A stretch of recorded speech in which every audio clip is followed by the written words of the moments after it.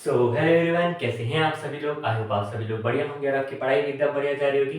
तो मेरा नाम है रितेश मेहता और मैं आप सभी लोगों का स्वागत करता हूं हमारे इस प्यार से चैनल फील ऑफ फिजिक्स में। तो यस, एक न्यू लुक के साथ स्टार्ट करते हैं हम अपनी जर्नी। तो अभी हम पढ़ रहे थे, मतलब स्टार्ट क्या, हम रेज्यूम करते हैं अपनी जर्नी। तो अभी हम क्या पढ़ रहे थे, इलेक्ट्रिक चार्जेस एंड फील्ड्स, और आज है उसका लेक्चर नंबर 9। तो पिछले लेक्चर में हमने क्या पढ़ा था, इलेक्ट्रिक फील्ड लाइंस के कंसेप्ट को पूरा का पूरा क्रिस्टल क्लियर कर दिया था। आज हम एक नया और छोटा सा टॉपिक बट काफी इंपॉर्टेंट सा टॉपिक स्टार्ट करने जा रहे हैं, जिसका नाम है कंटिन्यूअस चार्ज डिस्ट्रीब्यूशन। अभी तक हमने जितने भी चार्जेस देखे वो पॉइंट चार्जेस थे। हमने अभी तक जो भी डील करा वो पॉइंट चार्जेस के साथ डील करा। बट अगर चार्ज पॉइंट ना हो, चार्ज किसी बॉडी पे फैला हुआ, जैसे ये मार्कर है, इस मार्कर पे पूरा का पूरा चार्ज फैला हुआ, तो ये तो पॉइंट ऑब्जेक्ट नहीं है। या तो किसी सरफेस पे, कहाँ से लाऊं मैं सरफेस, चलो सरफेस भी ला के दिखा दूंगा मैं। किसी सरफेस पे अगर चार्ज बटा हुआ हो तो क्या होगा। या तो किसी वॉल्यूम पे, जैसे एक बॉल है, उस पे पूरा का पूरा चार्ज बटा हुआ हो तो क्या होगा। तो ऐसे करते करते हम अलग अलग चीजें पढ़ने वाले हैं कि आखिर अलग अलग बॉडीज में चार्ज किस तरह से फैला हुआ होता है। और इसी चीज को हम क्या कहते हैं, कंटिन्यूअस चार्ज डिस्ट्रीब्यूशन। क्या कहते हैं, कंटिन्यूअस चार्ज डिस्ट्रीब्यूशन। तो स्टार्ट करें आज का लेक्चर। बहुत मजा आने वाला है, अपनी कॉपी पेन निकालो भाई, लिखते भी जाओ, है एकदम आलस नहीं करना है मेरी क्लास में। ठीक है, तो स्टार्ट करें आज का लेक्चर। अरे हाँ, तो टॉपिक का नाम क्या है, कंटिन्यूअस, बोर्ड हिल का है रहे पे, कंटिन्यूअस चार्ज डिस्ट्रीब्यूशन। क्या है टॉपिक का नाम, कंटिन्यूअस चार्ज डिस्ट्रीब्यूशन। कि आखिर किसी बॉडी पे चार्ज कैसे डिस्ट्रीब्यूट होता है। जरूरी तो नहीं है हर बार पॉइंट चार्ज हो, चार्ज किसी भी बॉडी पे हो सकता है। तो कैसे होगा, कैसे होगा, if a charge,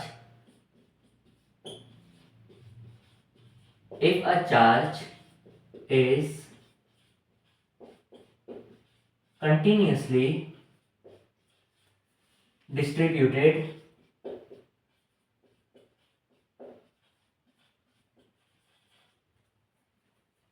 on a body over its length, area, or throughout its volume is called continuous charge distribution। continuous charge distribution मतलब क्या कहा गया है कि अगर कोई चार्ज किसी भी बॉडी पे पूरी लेंथ के अक्रॉस, जैसे मेरे पास एक वायर है, तो वायर तो पतली सी होती है, उसकी ना तो कुछ वॉल्यूम, मतलब होती तो है बट बहुत कम होती है, और ना तो कुछ एरिया। एक वायर है बहुत पतली सी, एक धागा है मान लो। तो धागे पे अगर कोई धागे को मैं चार्ज कर दूं, कोई धागा है और उसको मैं चार्ज कर दूं, तो उसको मैं क्या ये बोलूंगा कि चार्ज इस धागे की लेंथ पे है पूरा। जैसे एक काम करता हूँ, मैं ना धागा लेके ही आता हूँ, तो थोड़ा सा क्लिप को मैं कट कर रहा हूँ जब तक सारा का सारा सामान लेके आ जाऊँ। तो हमारे पास सारा का सारा सामान आ चुका है सिवाय एक बॉल के। तो ठीक है, कोई बात नहीं, देखते हैं उसका भी। तो मान लो मेरे पास एक धागा है, ठीक है। अब अगर मैं इस धागे को चार्ज कर दूं, तो क्या मैं ये बोल सकता हूँ कि जो चार्ज है वो इस पूरे धागे की लेंथ के ऊपर बटा हुआ है। हाँ, क्योंकि इसका मैं ऐसा तो नहीं बोलूंगा ना कि इसकी पूरी वॉल्यूम पे बटा हुआ है। अरे इसकी वॉल्यूम में क्या ही निकालूंगा, ये तो पतला सा धागा है। तो मैं क्या बोलूंगा कि चार्ज इसकी लेंथ पे बटा हुआ है ना। इतना समझ में आया कि ओवर इट्स लेंथ का मतलब क्या है। अच्छा, दूसरा है ओवर इट्स एरिया। मान लो मेरे पास ये क्या है, एक बुक है, ये एक सरफेस है। तो अगर मैं कहूं कि चार्ज इस सरफेस पे बटा हुआ है, हाँ ऐसे ही होगा। अब ये बुक वैसे तो मोटी लग रही है, तो इसका एक कुछ वॉल्यूम होगा, बट मान लेते हैं मैं सिर्फ इसके ये वाले पेज की बात करूं, सिर्फ इसके कवर पेज की बात करूं। तो एक चीज देखो, ये कवर पेज तो बहुत पतला है, तो अब इससे मैं वॉल्यूम क्या ही निकालूंगा। ये तो एक सरफेस की तरह एक्ट कर रहा है, देखो, इसकी वॉल्यूम तो कुछ होगी नहीं, बहुत कम होगी, नेग्लिजिबल। तो सिर्फ ये एक सरफेस है, और अगर इस पे को मैं चार्ज कर दूं, अगर मैं इस पेज को चार्ज कर दूं, तो जो भी चार्ज आएगा वो इसके सरफेस पे आ पाएगा, यहाँ तो नहीं आएगा ना। तो वॉल्यूम की बात तो मैं नहीं कर रहा हूँ, क्योंकि चार्ज यहाँ पे नहीं आ सकता, वो आएगा तो यहाँ पे आएगा, इसकी सरफेस पे बढ़ जाएगा। और सरफेस पे बढ़ने का मतलब क्या होता है कि उसके एरिया में बढ़ गया, इसका एरिया यही तो होगा और इसका सरफेस भी यही है, मतलब चार्ज जो भी आएगा वो इसके सरफेस पे या तो इसके एरिया पे बढ़ जाएगा। हाँ, तो दो चीजें समझ में आ गई। हालांकि इस बुक की एक काफी मतलब याद जुड़ी है मेरी। जब मैंने पहली बार कुछ कमाया था ना, मैंने पहली कमाई से अपनी ये बुक खरीदी थी, और ये बुक मेरे बहुत पास है दिल के, बहुत कुछ सीखने को भी मिला है और बहुत कुछ मतलब जानने को मिला है। हाँ, प्रमोशन नहीं है ये, बट ऐसे ही कह रहा हूँ कि बहुत ज़्यादा पास है ये बुक मेरे दिल के। और हाँ, तीसरा, थ्रू आउट इट्स वॉल्यूम। मान लेते हैं ये एक बॉल है, ठीक है, ये एक बॉल है। अब अगर मैं इस पे चार्ज कर दूं, अगर मैं इसको चार्ज कर दूं, अब इसमें भी दो केस आएंगे, इसमें भी दो केस आएंगे। बोले दो केस कैसे? अगर ये जो बॉल है वो कंडक्टिंग है, अगर ये जो बॉल है वो कंडक्टिंग है, तो क्या मैंने एक चीज सिखाई है कि अगर मैं किसी कंडक्टर पे जो भी चार्ज लेके आऊंगा वो हमेशा कंडक्टर के सरफेस पे डिसाइड करेगा। भले ही कंडक्टर अंदर से भरा हुआ है, बट फिर भी चार्ज अंदर नहीं जाएगा, कंडक्टर के सरफेस पे ही डिसाइड करेगा। क्या मैंने ये चीज समझाई थी? कब समझाई थी? लेक्चर नंबर 1 में, लेक्चर नंबर 1 में ये चीज समझाई थी। हाँ, तो जो भी चार्ज आएगा वो इस कंडक्टर के सरफेस पे आ जाएगा, और सरफेस का मतलब क्या होता है? एरिया। तो अगर मेरे पास ये 3D ऑब्जेक्ट पे क्यों नहीं है वॉल्यूम, 3D ऑब्जेक्ट है ना बॉल, तब भी अगर ये कंडक्टिंग है, तो चार्ज सिर्फ सरफेस पे आएगा, मतलब चार्ज वॉल्यूम में नहीं बटा हुआ, चार्ज अभी भी एरिया में बटा हुआ है। बट क्या पता अगर ये नॉन कंडक्टिंग हो तो चार्ज को मैं जहां रखूंगा वो वहीं रहेगा, अंदर भी जा सकता है चार्ज। अगर मैं चार्ज को अंदर रखूं तो वो अंदर ही रहेगा, सरफेस पे नहीं आएगा। कब? जब ये नॉन कंडक्टिंग है। इसका मतलब चार्ज अंदर भी रह सकता है, बाहर भी रह सकता है, इधर उधर आगे पीछे कहीं भी रह सकता है चार्ज, मतलब चार्ज इसकी पूरी वॉल्यूम में बटा हुआ है। हाँ, तो उसी का मतलब है charge distributed through out its volume. क्या तीनों के तीनों चार्ज डिस्ट्रीब्यूशन समझ में आ गए? आओ अब इसको बना के भी देखते हैं। पहला क्या है? पहला है हमारे पास लीनियर चार्ज डिस्ट्रीब्यूशन। पहला हमारे पास क्या है? Linear charge distribution. जब कोई भी चार्ज किसी लाइन के अराउंड डिस्ट्रीब्यूटेड हो, जैसे मान लेते हैं मेरे पास एक पतला सा वायर है, पतला सा वायर बोल दो, धागा बोल दो, कुछ भी बोल दो, और इस पे मैंने पॉजिटिव चार्ज कुछ दे दिया, तो वो इसकी लेंथ के क्रॉस ऐसे बढ़ जाएगा, है ना? ऐसे बढ़ जाएगा, अरे है ना? हाँ।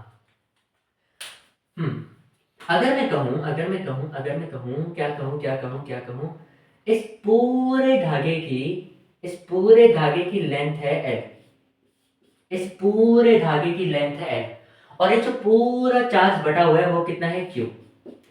चार्ज बटा हुआ कितना है? पूरा का पूरा Q, और इस धागे की लेंथ कितनी है? L। इतना समझ में आया? है ना? ठीक है, इतना आया कि नहीं? आया ना? अरे आया ना, बहुत बढ़िया। अब अगर मैं इस पूरी वायर से एक छोटा सा टुकड़ा काट लूं, एक छोटा सा टुकड़ा काट लूं, कितना छोटा सा टुकड़ा? dl लेंथ का, एक छोटा सा टुकड़ा काट लूं dl लेंथ का। तो एक बात बताओ, अगर ये छोटा सा टुकड़ा है तो इस छोटे से टुकड़े पे चार्ज भी छोटा सा होगा। हाँ, तो इस dl वाले टुकड़े पे कितना चार्ज होगा? dq चार्ज होगा। हाँ, इस dl वाले टुकड़े पे कितना चार्ज होगा? dq चार्ज होगा। इतना समझ में आया? इतना समझ में आया, है ना? तो अब एक चीज देखना, dl वाले टुकड़े पे dq चार्ज है, dl वाले टुकड़े पे dq चार्ज है। हाँ, यूनिट टुकड़े पे, मतलब यूनिट लेंथ के टुकड़े पे, 1 मीटर के टुकड़े पे कितना चार्ज होगा? dq बटे dl। एक यूनिट टुकड़े पे, 1 मीटर के टुकड़े पे कितना चार्ज होगा? dq बटे dl। हाँ, और इसी को हम क्या कहते हैं? इसी को हम क्या कहते हैं? लैम्डा। इसी को हम क्या कहते हैं? लैम्डा। इसी को हम क्या कहते हैं? लैम्डा। ये क्या है? Linear charge density. ये क्या है, लीनियर चार्ज डेंसिटी, कि किसी एक लाइन के अलोंग चार्ज कैसे बटा हुआ है। डेंसिटी का मतलब ये नहीं है मास बाय वॉल्यूम, यहाँ पे चार्ज बाय वॉल्यूम मत कर देना। क्या ये वॉल्यूम के अलोंग बटा हुआ है? क्या ये वॉल्यूम के अलोंग बटा हुआ है? नहीं, ये किसके अलोंग बटा हुआ है? लेंथ के अक्रॉस, लेंथ के अलोंग बटा हुआ है। तो यहाँ पे क्या होगा, चार्ज बटे लेंथ, चार्ज बटे लेंथ, चार्ज बटे लेंथ। तो इसी को हम क्या कहते हैं, जितना यूनिट वाले टुकड़े पे जितना चार्ज होता है dq बटे dl, इसी को हम क्या कहते हैं, लैम्डा। इसी को हम क्या कहते हैं, लैम्डा। कितना होता है ये, dq बटे dl। अच्छा, ये तो छोटे वाले टुकड़े की बात हो गई, ये तो छोटे वाले टुकड़े की बात हो गई। अगर मैं बड़े टुकड़े की बात करूं तो एल लेंथ के वायर पे चार्ज है q, तो यूनिट लेंथ के वायर पे कितना चार्ज होगा, q बाय एल। हाँ, तो इसी चीज को मैं क्या लिख सकता हूँ, q बाय एल। इसी चीज को मैं क्या लिख सकता हूँ, q बाय एल। और ये लैम्डा क्या है, लैम्डा क्या है, लैम्डा क्या है, लैम्डा क्या है, linear charge density. Linear charge density क्या है, इसका नाम लीनियर चार्ज डेंसिटी। बहुत बढ़िया। और दूसरा क्या आता है, लाइन वाला हमने कर लिया, लेंथ वाला हमने कर लिया। दूसरा क्या आता है, surface charge distribution, surface charge distribution. मान लेते हैं मेरे पास एक एरिया है, एक प्लेन है। मान लेते हैं मेरे पास एक एरिया है, एक प्लेन है, यही ठीक है। तो हमने क्या किया, इसको चार्ज दे दिया, इसको चार्ज दे दिया। तो जो भी चार्ज आएगा वो यहां पे आ जाएगा।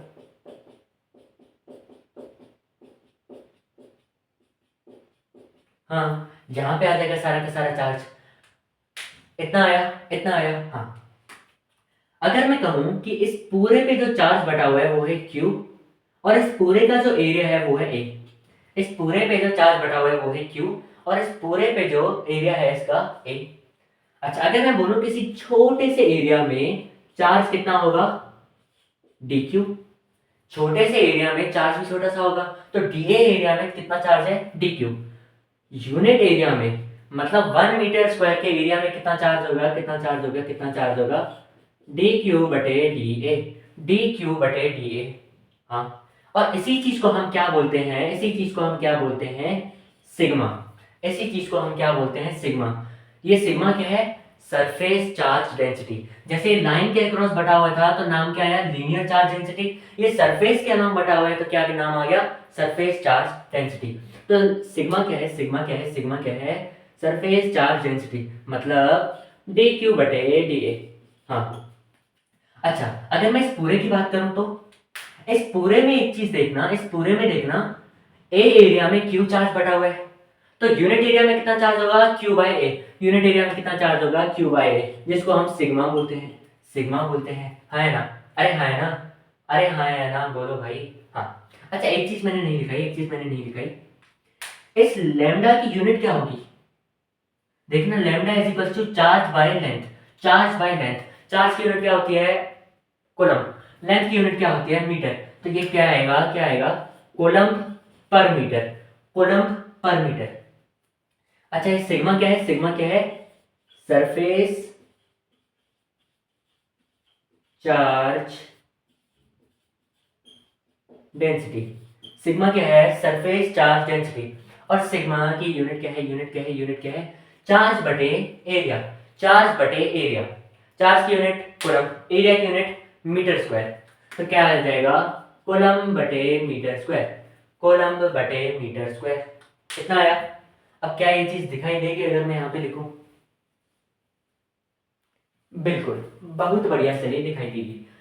फर्स्ट हो गया, सेकंड हो गया, ये हो गया, ये हो गया। अब बचा क्या है, वॉल्यूम। तो तीसरा क्या है, तीसरा क्या है, तीसरा क्या है, volume charge distribution, volume charge distribution. इतना आया, ठीक है। वॉल्यूम में मैं किसको लूंगा, कंडक्टिंग या नॉन कंडक्टिंग। वॉल्यूम वाले में मैं किसको लूंगा, कंडक्टिंग या नॉन कंडक्टिंग, किसको? नॉन कंडक्टिंग को, क्योंकि अगर वो कंडक्टिंग हुआ तो चार्ज तो सरफेस पे आ जाएगा, फिर तो ये वाला केस बन जाएगा। भले ही वो बॉडी 3D हो, उसकी वॉल्यूम हो उस बॉडी की कुछ ना कुछ, बट तब भी कंडक्टर के केस में ये वाला आ जाएगा। क्यों? क्योंकि कंडक्टर में चार्ज हमेशा सरफेस पे आ जाता है। बहुत बढ़िया। तो volume charge distribution, volume charge distribution. अच्छा, ये चीज कंफ्यूज मत करना कि कंडक्टिंग है तो सरफेस वाला आएगा, नॉन कंडक्टिंग है तो वॉल्यूम वाला आएगा। मान लो ये जो बुक है वो नॉन कंडक्टिंग है, ये जो बुक है वो नॉन कंडक्टिंग है ना। अब अगर मैं इसका ये वाला पेज देखूं, क्या इसकी कुछ वॉल्यूम है? सिर्फ ये वाला देखना, ये कितना पतला है, तो इसकी कुछ वॉल्यूम तो होगी नहीं, मतलब चार्ज यहाँ पे तो आ ही नहीं सकता। अब अगर ये कंडक्टिंग हो या नॉन कंडक्टिंग हो, चार्ज को हमेशा सरफेस पे आना होगा, चार्ज को हमेशा सरफेस पे आना होगा। तो मैंने ये बिल्कुल नहीं कहा कि जहां जहां कंडक्टिंग होगा वो सरफेस वाला आ जाएगा और जहां जहां नॉन कंडक्टिंग होगा वो वॉल्यूम वाला आ जाएगा ना। कंडक्टिंग वाला हमेशा सरफेस होगा, ये मैं बता सकता हूं, बट नॉन कंडक्टिंग वाला वॉल्यूम भी हो सकता है, सरफेस भी हो सकता है, लीनियर भी हो सकता है, कुछ भी हो सकता है। उसमें खुद दिमाग लगाना है कि क्या होगा, depending upon shape of body. आया? Depending upon shape of body. तो यहाँ पे मैं क्या मान रहा हूं, मान लेते हैं मेरे पास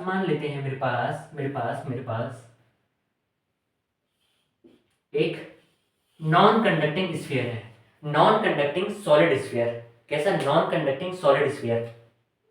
क्योंकि अगर ये हॉलो होता तो अंदर तो कुछ मटेरियल था ही नहीं। देखो, एक हॉलो स्फीयर होता, अंदर तो कुछ मटेरियल था ही नहीं, मतलब सिर्फ सरफेस ही तो था, अंदर कुछ था ही नहीं। बाहर से सिर्फ सरफेस है, अंदर कुछ है ही नहीं। इतना आया? जैसे लेस के पैकेट में क्या होता है, बाहर सिर्फ सरफेस होता है, अंदर कुछ होता ही नहीं है। तो वैसे ही हॉलो स्फीयर में क्या होगा, बाहर सिर्फ सरफेस है, अंदर कुछ है ही नहीं, मतलब उसकी कुछ वॉल्यूम है ही नहीं। तो वहां पे तो चार्ज को मजबूरन सरफेस पे आना पड़ेगा।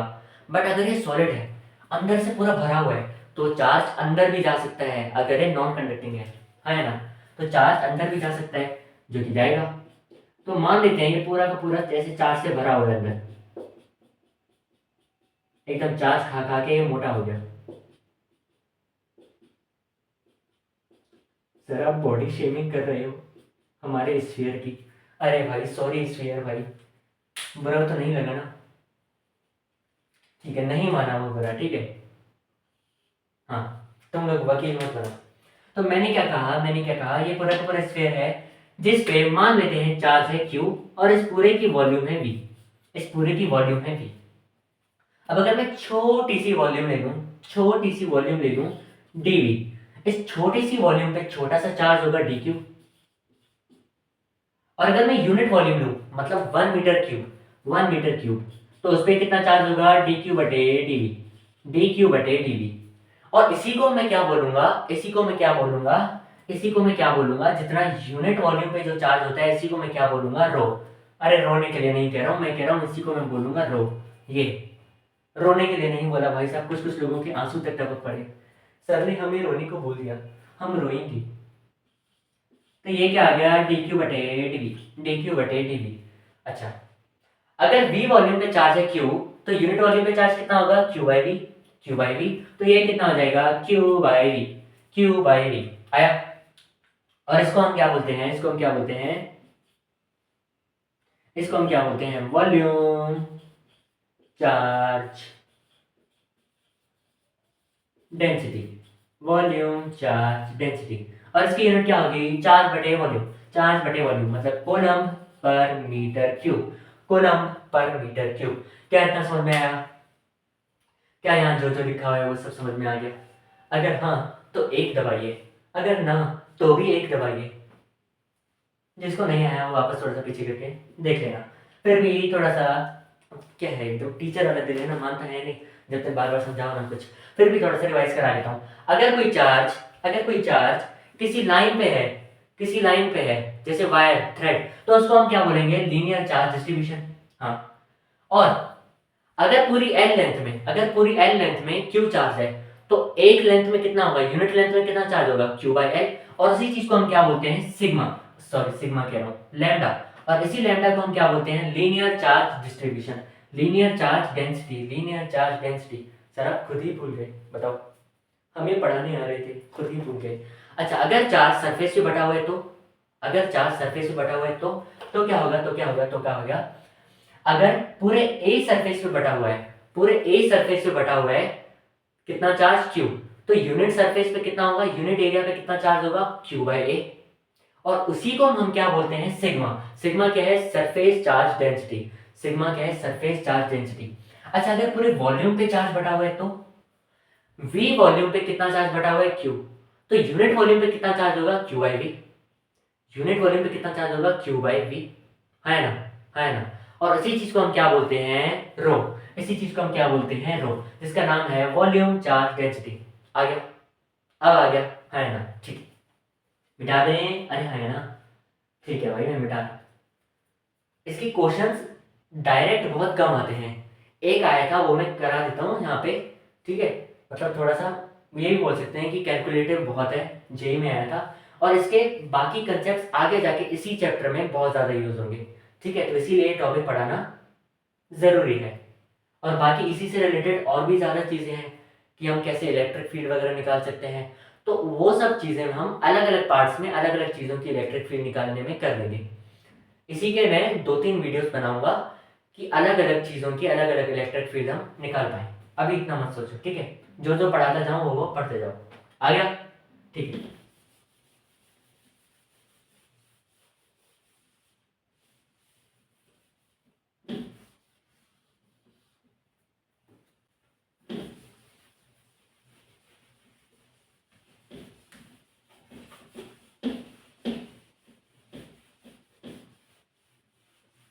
क्या हो गया आज बोर्ड को, कुछ ज़्यादा ही डांस कर रहे हैं।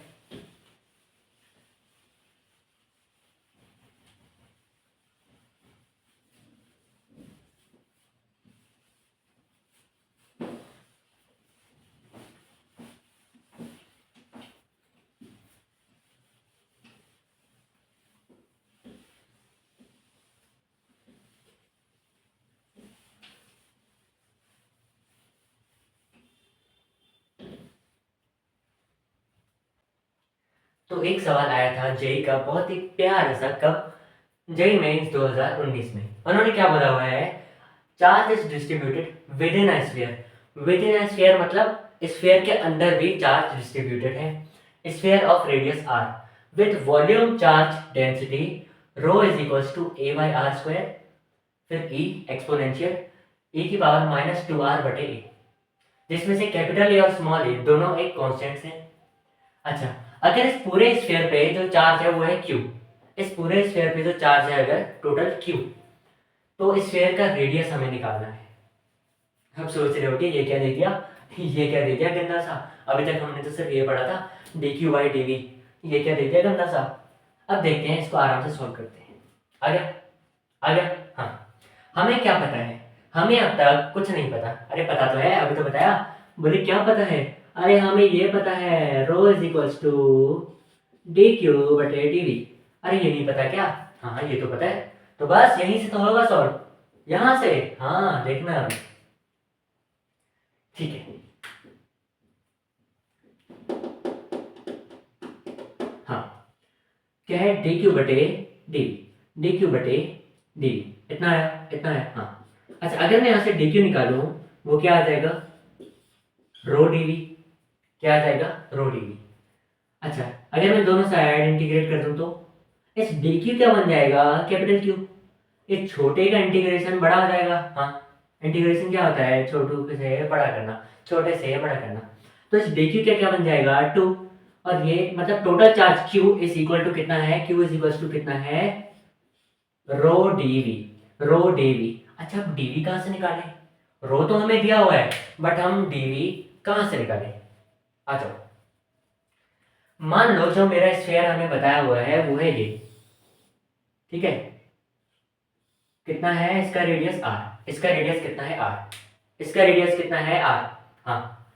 अच्छा, अब अगर मैं इसी स्फीयर के अंदर से, इसी स्फीयर के अंदर से एक छोटू सा स्फीयर काट लूं तो कोई दिक्कत है क्या, इसी स्फीयर के अंदर से मैंने एक छोटू सा स्फीयर काट लिया, मैंने एक छोटा सा स्फीयर काट लिया, कितना कितना कितना, आर रेडियस का, स्मॉल आर रेडियस का। इसी बड़े वाले स्फीयर से एक छोटा सा स्फीयर काट लिया मैंने। हाँ, जैसे हम इंटीग्रेशन में करते हैं ना कि हम एक छोटा सा पार्ट काट लेते हैं। जैसे हमने पीछे देखा कि हमने एक छोटा सा एरिया लिया, फिर उसमें हमने छोटा सा चार्ज देखा, डी क्यू बटे d a, d q by d s, d q by d v, यही करा ना हमने। तो वैसे मैंने क्या किया, इस पूरे स्फीयर में से एक छोटा सा स्फीयर काट लिया। हाँ, इस छोटे वाले स्फीयर की, इस छोटे वाले स्फीयर की वॉल्यूम कितनी होगी, 4/3 पाई आर क्यूब। स्फीयर की वॉल्यूम इतनी होती है। हाँ, अच्छा, अब मुझे क्या निकालना है, मुझे v नहीं चाहिए, मुझे चाहिए dv, मुझे चाहिए dv। हाँ, तो क्या करें, d से मल्टीप्लाई कर दें दोनों साइड। अरे गधों, ये dv वैसा वाला नहीं है, ये डिफरेंशिएट करके आया है कुछ ना कुछ। ऐसे दोनों साइड को dv से मल्टीप्लाई आया है, नहीं करना। अब एक चीज देखना, मैं अगर सितारों से चुरा के लाऊं, अरे नहीं, गाना बाद में गाली ना। मैं अगर कहूँ, गाने कहाँ से निकल रहे हैं, मैं अगर कहूँ, अरे यार मैंने कहा कि अगर मैं डीवी बटे डी आर कर दूँ, क्यों, क्योंकि इससे मुझे डीवी मिल जाएगा। हाँ, तो मैं कर सकता हूँ कि नहीं, हाँ बिल्कुल कर सकता हूँ, किसने रोक लिया। ठीक है, तो अगर मैं डीवी का डिफरेंशिएशन कर दूँ with respect to r, with respect to d r, तो क्या बन जाएगा, 4/3 पाई तो कांस्टेंट है, ये तो बाहर आ जाएगा। 4/3 पाई तो कांस्टेंट है, वो तो बाहर आ जाएगा।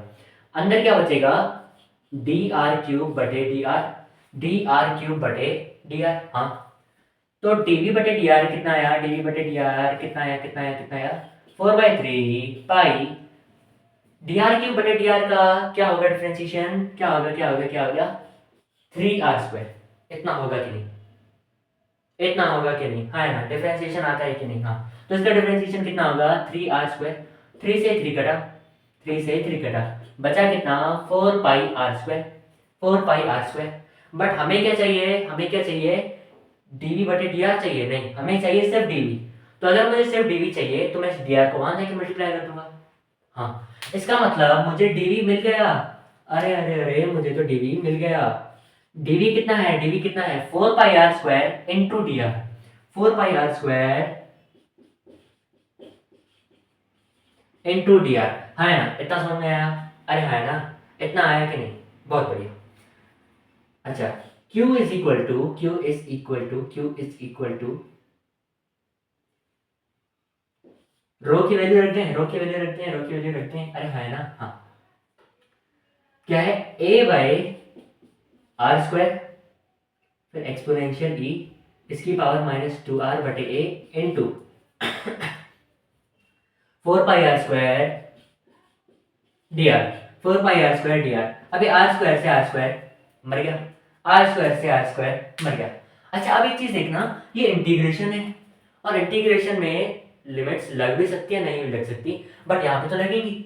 अच्छा, कौन सी लिमिट्स लगेंगी, अरे एक चीज देखो, ये छोटू सा स्फीयर लिया था मैंने। अब अगर मुझे टोटल चार्ज निकालना है, टोटल चार्ज निकालना है, तो मैं सेंटर से लेके पूरा सरफेस तक जाऊंगा कि नहीं, है ना। तो अगर मैं सेंटर की बात करूं, यहाँ पे रेडियस कितना है, 0, और सरफेस पे जाऊं तो रेडियस कितना हो गया, r। मतलब मुझे 0 से लेके कैपिटल आर तक इंटीग्रेशन करना पड़ेगा। अरे वाह वाह वाह वाह वाह, एक्टिव, वाह वाह वाह वाह, क्या फील दिलाती, ओए ओए ओए, क्या ही फील दिलाती। तो हम इंटीग्रेशन कहां से करेंगे, 0 से r तक करेंगे। इतना आया, इतना आया कि नहीं। हाँ, तो टोटल चार्ज क्यू कितना हो जाएगा, क्यू कितना हो जाएगा, कितना कितना कितना। इंटीग्रेशन में से हम कॉन्स्टेंट्स को बाहर निकाल दें, निकाल दें। हाँ, तो a बाहर आ जाएगा, 4π भी बाहर आ जाएगा, a और 4π बाहर आ गए। अब कुछ लोग कहेंगे कि ये a भी तो कांस्टेंट है, तो ये बाहर आ जाएगा, बट ऐसा नहीं होगा। क्यों, क्योंकि ये e की पावर में है, ये यहाँ मल्टीप्लाई में नहीं है, तो मैं इसको बाहर नहीं ला सकता हूँ। तो सैडली ये अंदर ही रहेगा। अंदर क्या क्या बच गया, e की पावर -2r बटे a, और ये है dr। इतना आया, इतना आया, ठीक। अब क्या आप लोगों ने इसको लिख लिया, अगर नहीं लिखा तो अभी के अभी लिखो, क्योंकि अब मैं इसको मिटा के इस कोने में, इस कोपचे में एक और चीज लिखने जा रहा हूँ। तो जिसने इसको नहीं लिखा, इसको लिख दो, लिख दिया। हाँ,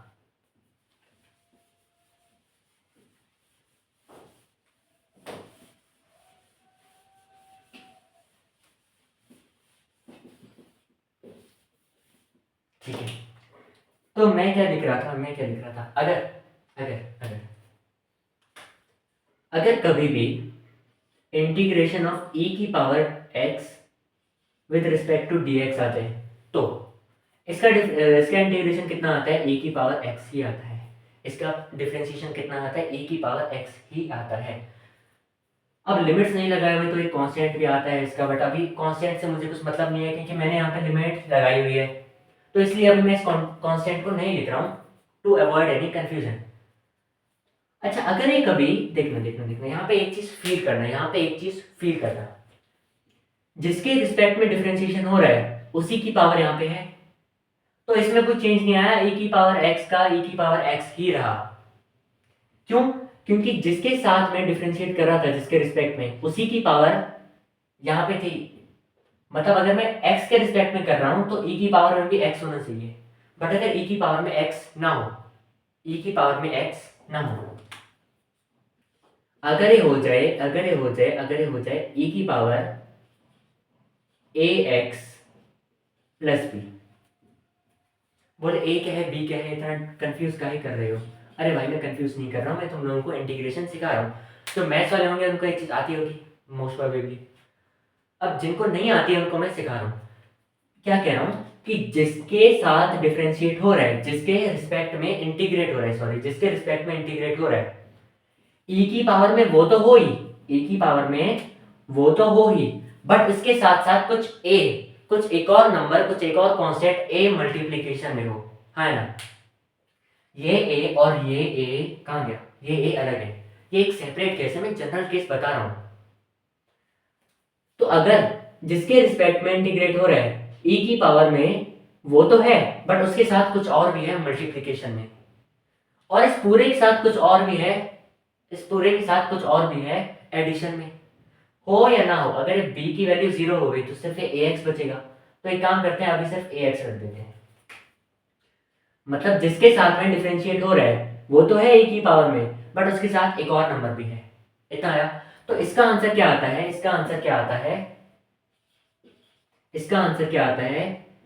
e की पावर ax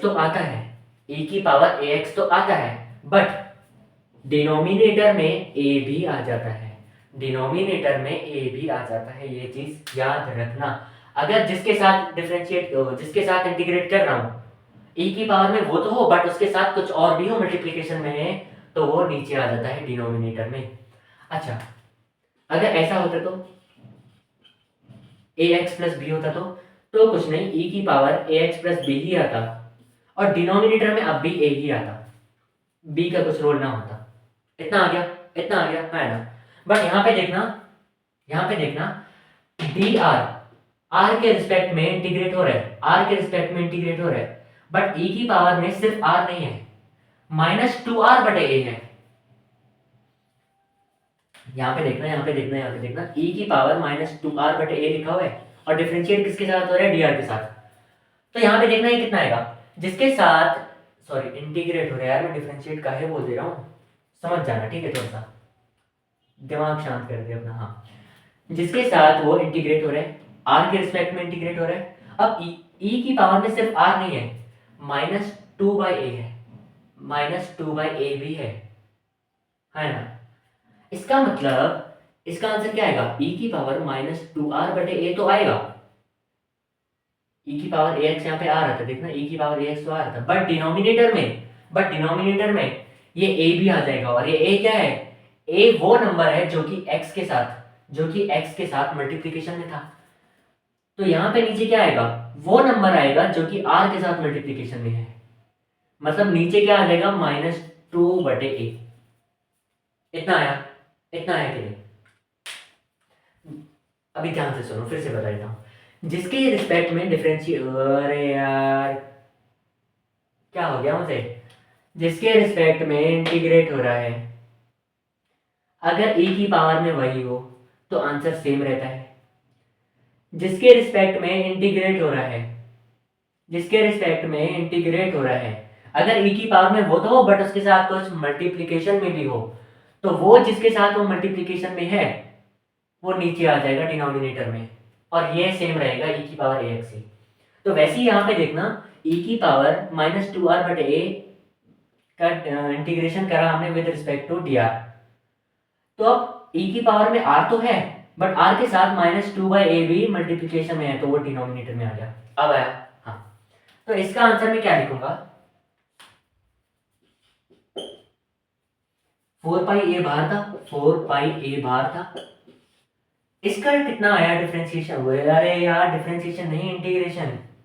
अगर मैंने एक और बार इंटीग्रेशन की जगह डिफरेंशिएशन लिखा तो मैं यहाँ 10 बार लिखूंगा इंटीग्रेशन, ठीक है।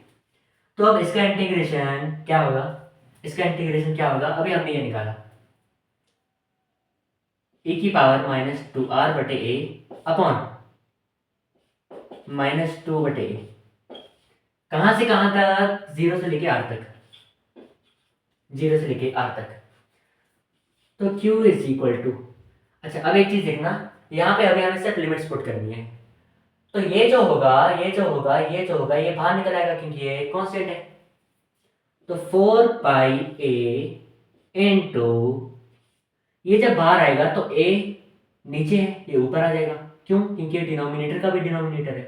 अरे यार ये ऊपर ही तो आता है, ये ऊपर ही तो आता है, हाँ ऐसे लिख सकता हूँ कि नहीं, हाँ ना, ऐसे लिख सकता हूँ, हाँ ना, हाँ ठीक है, इनटू बेटा चिंटू जीरो से लेके आर, इतना आया, इतना आया, हाँ।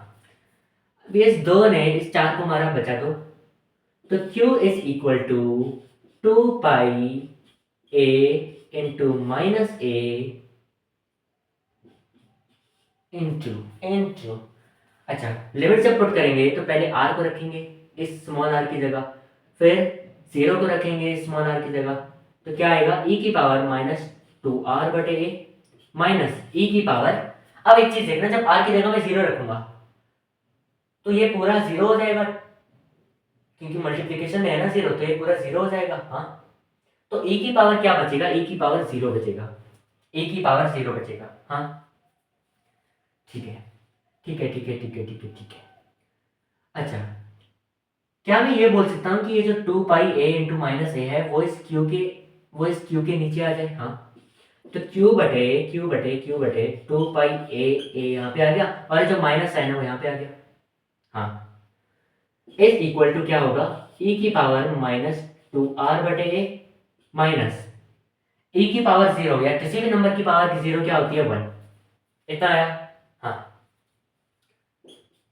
तो e की पावर माइनस टू आर बटे ए इज इक्वल टू, ये वन यहाँ आके प्लस हो जाएगा, ये वन यहाँ आके प्लस हो जाएगा, हाँ। तो वन यहाँ पे आके प्लस हो गया, अब ये ऑलरेडी माइनस था, तो वन माइनस क्यू बटे टू पाई ए, इतना आया, इतना आया, है ना, इतना आया, अरे है ना, हाँ। क्या ये हमारा आंसर है, नहीं, हमसे क्या पूछा हुआ है, रेडियस पूछा हुआ है। अब फिर से थोड़ा सा बोर्ड को मिटाना पड़ेगा, तो एक काम करो, क्या सबने ये लिख दिया, ये लिख दिया, एक काम करो पूरा का पूरा छाप लो यार, पूरा का पूरा छाप लो, मैं इस रिजल्ट से आगे का कराता हूँ, छापो, छाप लिया, अरे है ना, छाप लिया,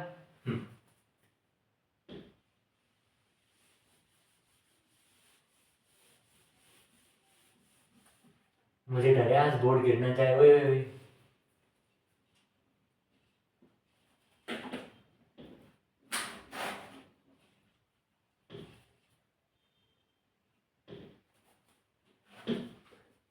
भाई साहब लगभग गिर गया था ये बोर्ड,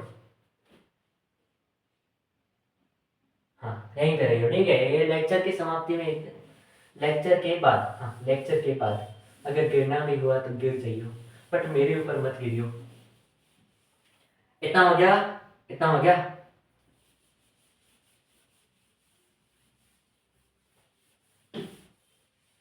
बताओ, इतने भारी सवाल को देखकर बोर्ड भी चकरा गया। तो e की पावर माइनस टू आर बटे ए कितना आया, one minus Q by Q by Q by Q by Q by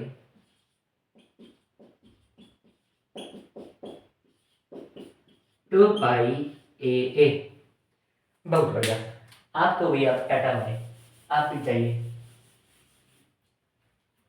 इसको रहने देता, कोई बात नहीं यार, रह ले तू, इतना आया, हाँ इतना आ गया, हाँ बहुत बढ़िया। अब हम क्या करें, मैं क्या करूं? क्या हमें एक चीज पता है भाई, तुझे भी जाना पड़ेगा, बाय। क्या हमें एक चीज पता है? कौन सी चीज? कि अगर e की पावर x, अगर e की पावर x, अगर e की power x is equal to something something something a है, अगर e की power x is equal to something something something a है, तो इसका मतलब क्या है कि x is equals to log a with base e होगा, log a with base e होगा।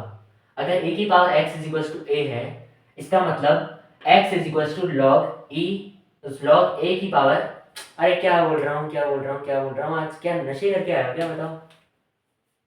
हो, दिमाग शांत होना चाहिए, दिमाग शांत रखिए अपना, दिमाग अपना शांत रखिए। हाँ, फिर से, अगर e की power x is equal to a है, तो अगर मैं x निकालूं तो वो कितना आएगा?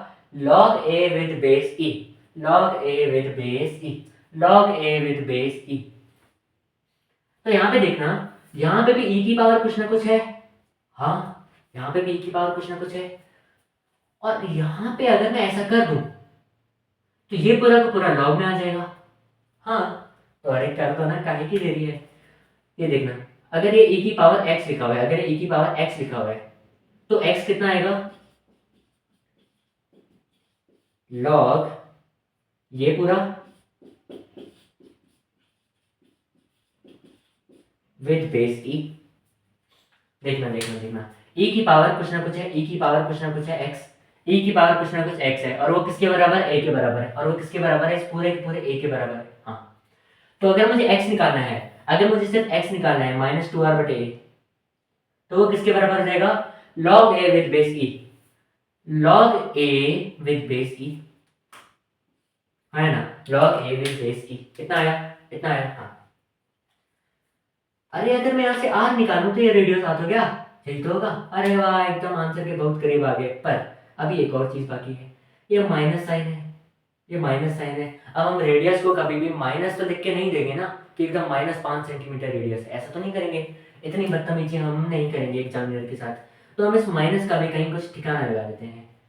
तो 2r/a is equal to -log 1 - q/2π हाँ, इतना है। हाँ, अच्छा, माइनस लॉग का मतलब क्या होता है? माइनस लॉग का मतलब क्या होता है, बताओ? इस माइनस लॉग का मतलब क्या होता है? अगर मैं कहूं कि log m into log n, log m into log n, इसका मतलब क्या होता है? इसका मतलब क्या होता है? अरे भाई साहब, ये क्या कर दिया? अरे यार, मैं कह रहा था कि अगर log mn है, ठीक है, अगर log mn है, तो इसका मतलब क्या होगा? इसका मतलब ये होगा कि log m plus log n है, log m plus log n है। अच्छा, अगर log m अपॉन n हो, तो इसका मतलब ये है कि log m minus log n है। हाँ, इसका मतलब क्या है कि log m minus log n है। इससे क्या समझाना चाह रहे हो? इससे मैं ये समझाना चाह रहा हूं कि अगर मैं इन दोनों साइड को माइनस से मल्टीप्लाई कर दूं, मतलब ये बन जाए -log m/n, और ये क्या बन जाएगा? अगर मैं इसको माइनस से मल्टीप्लाई कर दूं, तो ये पॉजिटिव था तो ये माइनस बन जाएगा, और ये इसके सामने माइनस लगा हुआ था तो ये पॉजिटिव बन जाएगा, माइनस माइनस प्लस हो जाएगा। तो ये क्या बन जाएगा? log n minus log n, log n minus log n।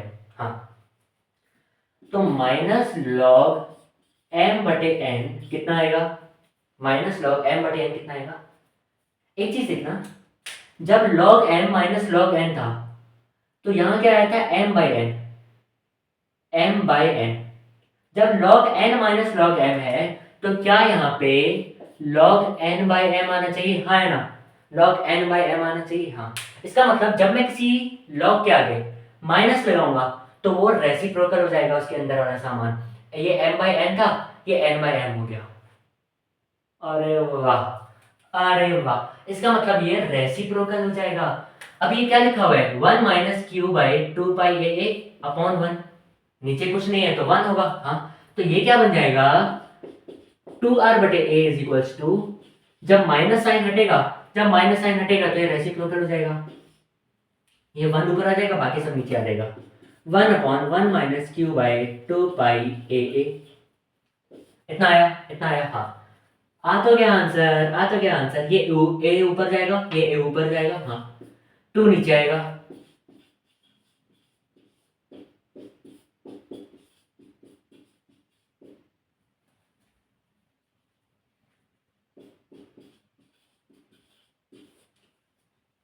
ये है हमारा रेडियस ऑफ स्फीयर। बताओ मजा आया कि नहीं इस सवाल में, कितना सब कुछ भाई साहब, कितनी मैथ्स पढ़ा दी इसमें, मजा आया कि नहीं, है ना, मजा आ गया सवाल में, बहुत बढ़िया। इसको छाप लो पूरे के पूरे सवाल को। इसके बाद एक छोटू सा प्यार सा सवाल, एकदम प्यार से क्यूट सा, इसको जब तक छाप लो। छाप लिया, अरे है ना, छापो जल्दी छापो। समझ में आ गया पूरा, हाँ।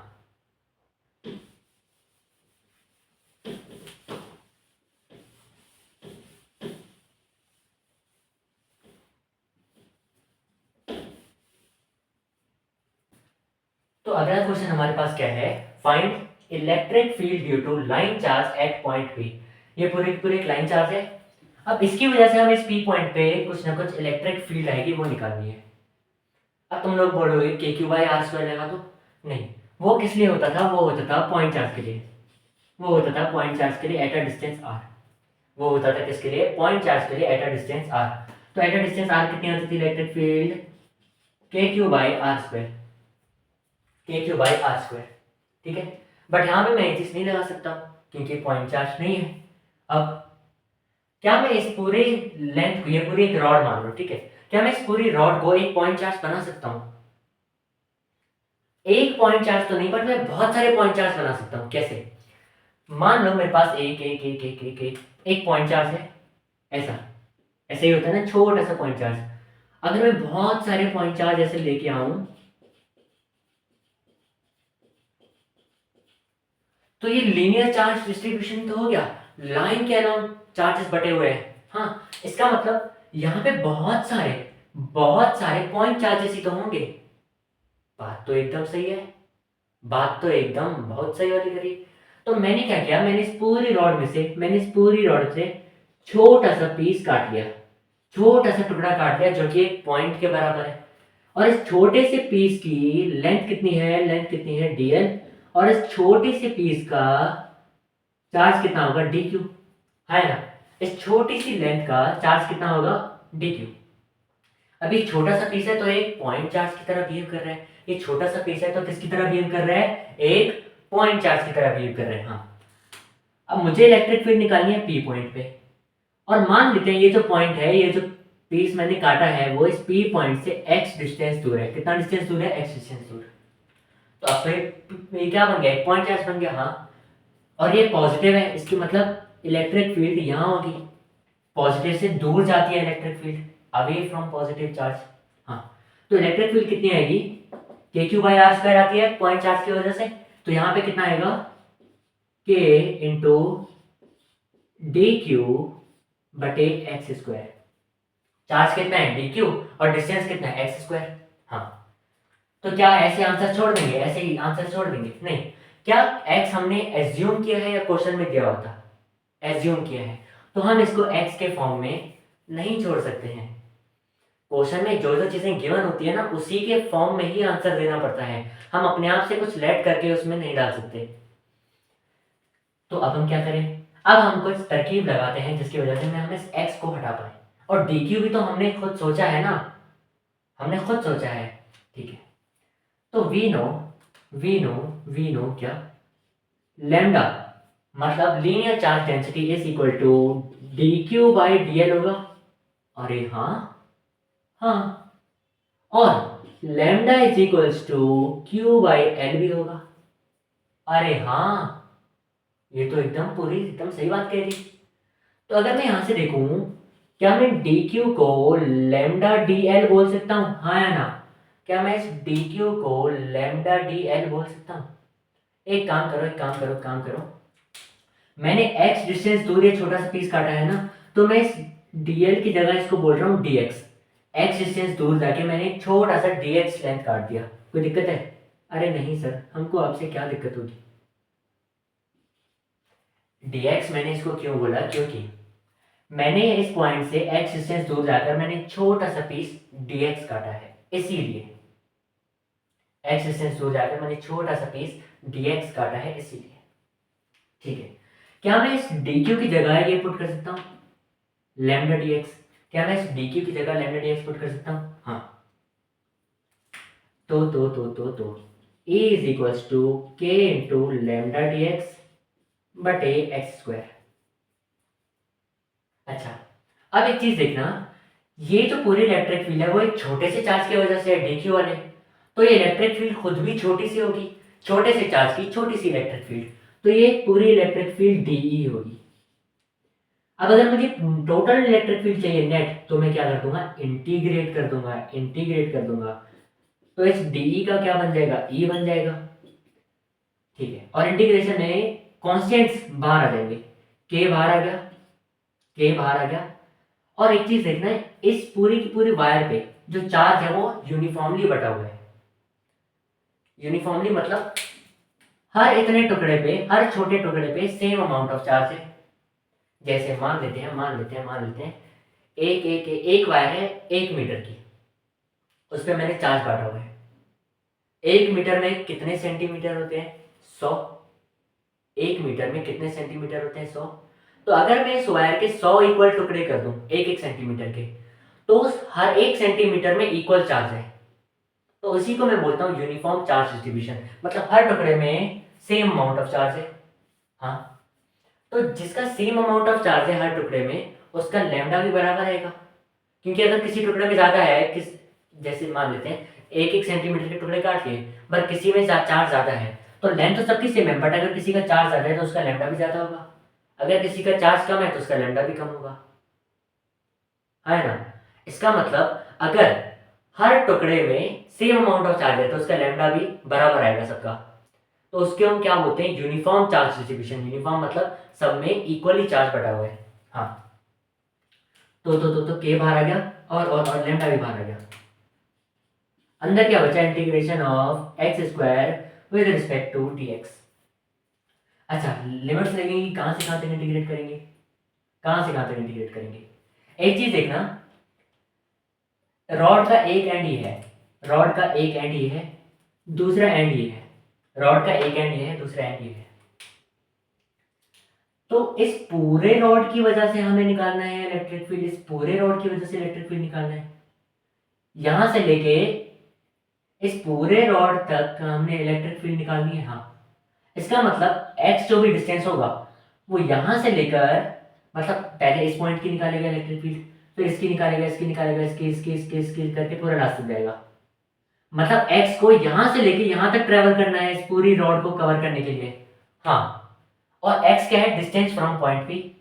इसका मतलब अगर उसको यहां से लेके यहां जाना है, यहां से लेके यहां जाना है, तो यहां पे x कितना होगा, a होगा, यहाँ पे x कितना होगा, a होगा, यहां से लेके यहां तक का डिस्टेंस, और यहां से लेके यहां तक का डिस्टेंस कितना होगा, a plus L, a plus L, क्योंकि x को यहां से यहां तक जाना है ना, यहां से यहां तक जाना है, मतलब a डिस्टेंस से a प्लस एल डिस्टेंस तक जाना है।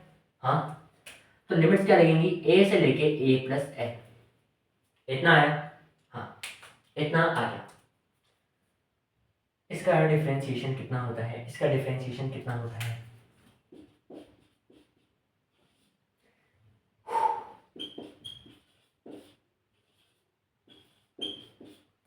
अब जिसको ये चीज समझ में नहीं आई समझा देता हूँ यार, समझा देता हूँ। क्या मैं इस ये x की पावर स्क्वायर, मतलब एक्स स्क्वायर नीचे लिखा हुआ है ना डिनोमिनेटर में, क्या मैं इसको ऐसे लिख सकता हूँ x की पावर -2 न्यूमरेटर में?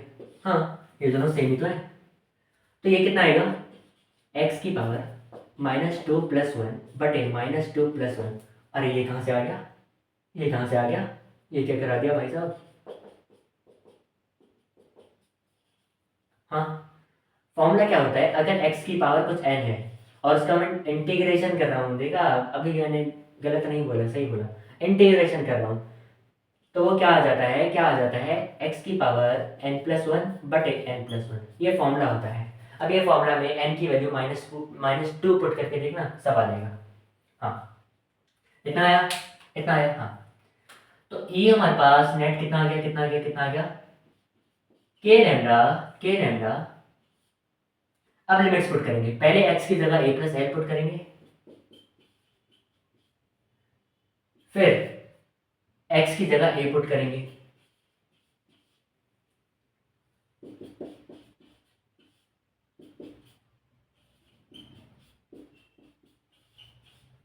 ये माइनस माइनस प्लस हो जाएगा। हाँ, तो अब कहाँ लिखूं, अब कहाँ लिखूं, अब कहाँ लिखूं, इसको मिटा दूं, इसको मिटा दूं, है ना। हाँ, और इसको भी मिटा दूं, समझ गया ना, बहुत सारे पॉइंट चार्जेस से ये लाइन बनी। तो अब मुझे क्या लिखना है, अब मुझे क्या लिखना है, अब मुझे क्या लिखना है, ये electric field is equal to K lambda, K lambda, K lambda, K lambda, LCM लूंगा, एलसीएम आएगा a into A plus L, minus A यहाँ आया, ए प्लस एल यहाँ आया, माइनस ए और प्लस ए कट गया, माइनस ए और प्लस ए कट गया, तो इलेक्ट्रिक फील्ड कितना आया, कितना आया, कितना आया, के लैम्डा एल बटे ए इंटू ए प्लस एल, इतना आया। अच्छा, क्वेश्चन में ए था, हाँ, क्वेश्चन में एल था, हाँ, अब के तो एक कांस्टेंट होता है, वो तो लाना जरूरी था इलेक्ट्रिक फील्ड में, लैम्डा तो था ही नहीं क्वेश्चन में, ये तो कुछ था ही नहीं। अब इसका मतलब मुझे लैम्डा को भी हटाना पड़ेगा। अरे क्या दिक्कत है, लैम्डा की जगह ये पुट कर देते हैं। क्वेश्चन में हमने लैम्डा नहीं दिया था, हालांकि ये आंसर सही है, अगर क्वेश्चन में ये बोला हुआ होता कि lambda is linear charge density of ये इस वायर रॉड जो भी है, तब हम यहाँ तक आंसर दे सकते थे, बट क्वेश्चन में लैम्डा का कुछ जिक्र ही नहीं किया, ये तो हमने लेट किया था, तो अभी हमें इसको हटाना पड़ेगा। अब हमें पता है लैम्डा कितना है, Q/L,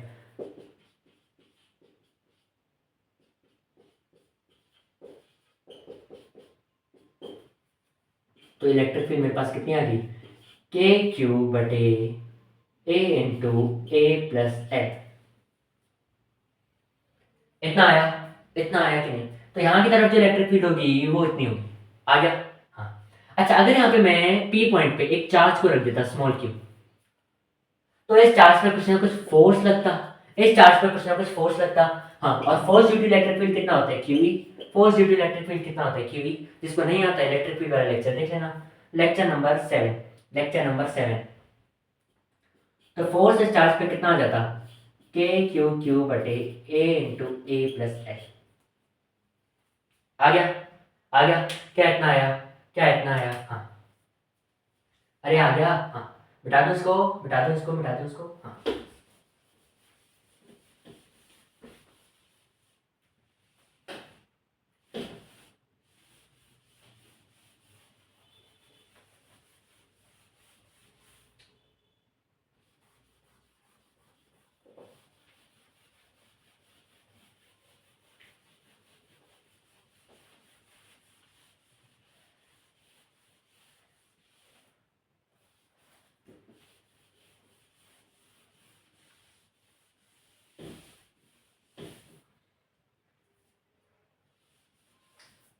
अब एक क्वेश्चन एक और आता है कि अगर ये वायर एल लेंथ की ना हो, अगर ये वायर एल लेंथ की ना हो, ये सेमी इन्फिनिट वायर हो, सेमी इन्फिनिट मतलब जो कि एक एंड से इन्फिनिटी तक जा रही हो, मतलब ये वायर यहाँ पे आके खत्म नहीं हो रही, ये यहाँ पे आके खत्म नहीं हो रही, ये कहाँ तक जा रही है, ये जा रही है up to up to up to up to up to infinity, कहाँ तक जा रही है, इन्फिनिटी तक जा रही है। कैसी वायर है, कैसी वायर है, कैसी वायर है,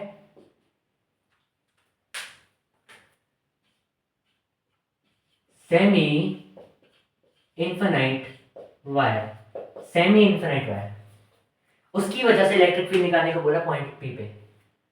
अब हम कैसे करें, वही अप्रोच है, एक्स डिस्टेंस दूर जाके, एक्स डिस्टेंस दूर जाके एक छोटा सा एलिमेंट काटेंगे dx, जिसपे चार्ज होगा dq, सेम अप्रोच है, तो उसकी वजह से इलेक्ट्रिक फील्ड कितनी आएगी, k dq by x square. हाँ,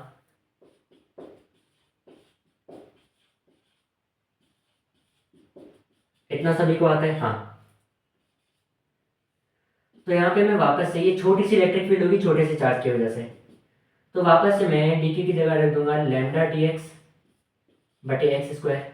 अब बड़ी वाली इलेक्ट्रिक फील्ड निकालने के लिए क्या करना पड़ेगा? Integrate integrate integrate. तो एक डी का क्या बन जाएगा? E is equal to integration of, constants को एक बार बाहर लेके आ जाओ, integration of d x, sorry integration of x square with respect to d x. अच्छा, इंटीग्रेशन कहाँ से कहाँ तक हुआ?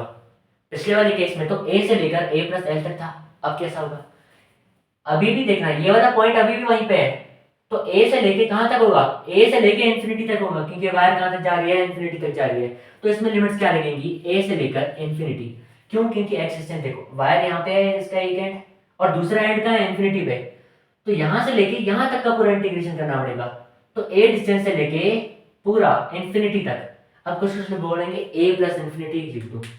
अरे यार, इन्फिनिटी में कुछ भी जोड़ दो वो रहेगा तो इन्फिनिटी ही। तो ए प्लस इन्फिनिटी का क्या मतलब है? इन्फिनिटी। तो मैं ए प्लस इन्फिनिटी क्यों लिखूंगा? इन्फिनिटी आ जाएगा ना वो तो। हाँ, इसका डिफरेंशिएशन, नहीं नहीं नहीं, अरे अरे अरे, इंटीग्रेशन की जगह डिफरेंशिएशन लिख दिया। अब 10 बार लिखना पड़ेगा। चलो लिख देंगे, लास्ट में लिखेंगे, ठीक है। dx बटे एक्स स्क्वायर है, इसका इंटीग्रेशन कितना आया था? 1 माइनस 1/x, ठीक है। और लिमिट्स कहाँ से कहाँ तक है? ए से लेके ए से लेके ए से लेके इन्फिनिटी। हाँ, तो इलेक्ट्रिक फील्ड कितनी आएगी? के लैम्डा, पहले मैं इन्फिनिटी को रखूंगा, फिर मैं ए को रखूंगा। 1 by infinity 0, 1 by infinity 0, 1 by infinity 0, बचा क्या? 1 बाई ए बचेगा, 1 बाई ए बचेगा, जो कि आंसर आ गई है। अब इस क्वेश्चन में वो लैम्डा जरूर से देंगे क्वेश्चन में। क्यों? क्योंकि एक चीज देखो, ये सेमी इनफाइनाइट वायर है, मतलब ये वाला एंड इन्फिनिटी तक जा रहा है, इन्फिनिटी तक जा रहा है। तो इस पे अगर इन्फिनिटी तक जा रहा है तो इसकी लेंथ बहुत बड़ी होगी, इसकी लेंथ बहुत बड़ी होगी, और अगर इसकी लेंथ बहुत बड़ी है तो उस पर चार्ज ही बहुत ज्यादा होगा। तो हम इसको ये तो लिख ही नहीं पाएंगे, क्योंकि लेंथ भी इन्फिनिटी तक जा रही है और चार्ज भी बहुत ज्यादा बड़ा है। तो इसकी वजह से हम इसकी जगह लैम्डा पुट करेंगे कि एक छोटे से टुकड़े पे, इन्फिनिटी वायर का मैं एक छोटा सा टुकड़ा तो काट ही सकता हूँ, पूरी वायर का मैं भले ही चार्ज नहीं गिन सकता हूँ, लेंथ नहीं गिन सकता हूँ, बट मैं इसका छोटा सा टुकड़ा काट के उसकी लेंथ और चार्ज तो गिन ही सकता हूँ। हाँ, तो इसके मैं क्या लिख दूंगा? लैम्डा कितना हो गया? D q by D x. तो मुझे इसमें लैम्डा यूज करना पड़ेगा आंसर में, यही आएगा इसका आंसर। इसमें मैं क्यू बाई एल नहीं लिख सकता हूँ, क्योंकि क्यू भी बहुत बड़ा है, इन्फिनाइट वायर का बहुत ज्यादा चार्ज है, और वो इसकी लेंथ भी एकदम इन्फिनिटी तक है, तो उसमें क्वेश्चन में लैम्डा दिया हुआ होगा। अच्छा, अगर यहाँ पे एक चार्ज होता क्यू, उस पर कितनी फोर्स लगती? क्यू ई फोर्स लगती। हाँ, मतलब के क्यू लैम्डा बटे ए। क्या समझ में आया? क्या समझ में आ गया? कि सारी की सारी चीजें समझ में आ गई, फील आ गई। अब वो जो सजा थी इंटीग्रेशन 10 बार लिखो, तो आओ यहाँ लिख देते हैं इंटीग्रेशन इंटीग्रेशन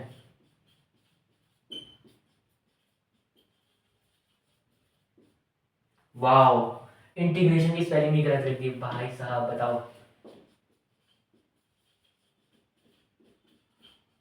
3 बार लिख दिया, ठीक है।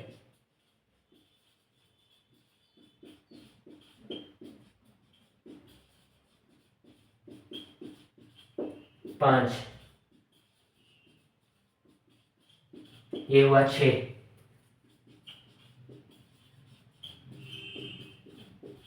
ये हुआ 7, ये हुआ 8,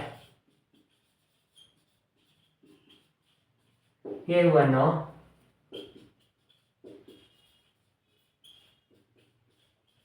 ये हुआ 10। तो भाई ठीक है यार, 10 बार लिख भी दिया, ठीक है, अपनी गलती मान ली मैंने, 10 बार लिख भी दिया। तो अभी जो जो सवाल करे उनको पढ़ो आराम से, रिवाइज करो, और वो जो था जेई वाला सवाल उसको भी अच्छे से देख लेना, एक बार खुद भी सॉल्व करके देख लेना। तो यहीं पे करते हैं इस लेक्चर को समाप्त। आई होप सबको समझ में आया होगा। अगले लेक्चर में इसी चीज को हम थोड़ा सा आगे बढ़ेंगे। इसी चार्ज डिस्ट्रीब्यूशन के हम अलग अलग केसेस देखेंगे और उनकी इलेक्ट्रिक फील्ड निकालेंगे। ठीक है, बहुत मजा आने वाला है। तब तक के लिए पढ़ाई करते रहिए। All the very best. जय हिंद।